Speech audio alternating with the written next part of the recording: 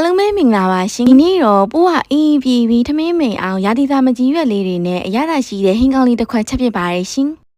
မြင်မြန်ဆန်ဆန်ချက်လို့ရပြီးထမင်းလဲမိန်စီတဲ့ဟင်းလေးတစ်ခွက်မို့လိုက်ချက်စားကြည့်ကြအောင်နော်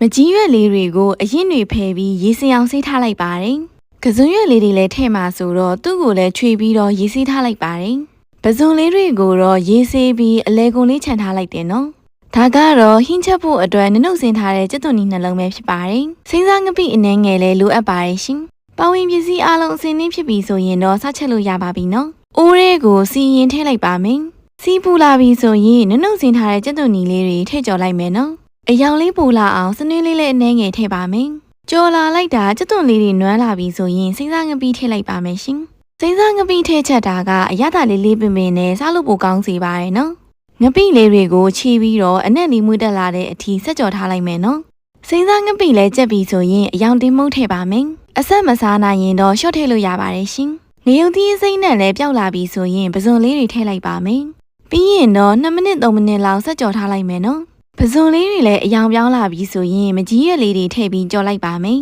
။ဒီဟင်းလေးကမကြီးရွက်ပေါ်တိုင်းအိမ်မှာခဏခဏချက်စားဖြစ်ပါတယ်။မကြီးရွက်မရှိရင်တော့ကင်မွန်းချင်ရွက်နဲ့အစားထိုးပြီးကြော်လဲစားလို့ကောင်းပါတယ်ရှင်။မကြီးရွက်လေးတွေနည်းနည်းနွမ်းလာပြီဆိုရင်ကစွန်းရွက်ထည့်လိုက်ပါမယ်။ကစွန်းရွက်ကအကြက်မြန်တော့ကြက်ခါနီးမှာပဲထည့်လိုက်ပါရရှင်။အရသာအတွက်စားနဲ့ဟင်းချုံမုံထည့်ပါမယ်။စိမ့်စားငပိထည့်ထားတော့စားကိုပုံမှန်ထည့်လျှော့ထည့်ထားလိုက်ပါတယ်။ခုဆိုရင်ကစွန်းရွက်လေးတွေလည်းကြက်နေပြီဆိုတော့အရသာရှိလာတဲ့မကြီးရွက်ကစွန်းရွက်နဲ့ပဇွန်ကြော်လေးကကြက်နေပါပြီရှင်။ဒီဟင်းလေးကလုံးဝမအီပဲအရန်ကိုစားလို့ကောင်းတာမို့လို့ထမင်းစားမမိန်တဲ့အခါမျိုးမှာဆိုရင်ချက်စားကြည့်တင်ပါရရှင်။မကြီးရွက်လေးတွေပေါ်ပြီးဆိုရင်ဒါမျိုးလေးတစ်ခါလောက်ချက်စားကြည့်အောင်နော်။ပိုးနဲ့အကြိုက်တူတဲ့သူလေးတွေရှိရင်လည်း comment မှာရေးပေးခဲ့အောင်နော်ဒီနေ့ဗီဒီယိုလေးကတော့ဒီလောက်ပါပဲရှင်ခုလိုမျိုးဟင်းချက်နီးလေးတွေရောမုတ်လုံနီးလေးတွေပါအမြဲတည်မိသားမှာဖြစ်လို့ပိုးရဲ့ channel လေးကိုလည်း subscribe လုပ်ပေးသားပါအောင်နော်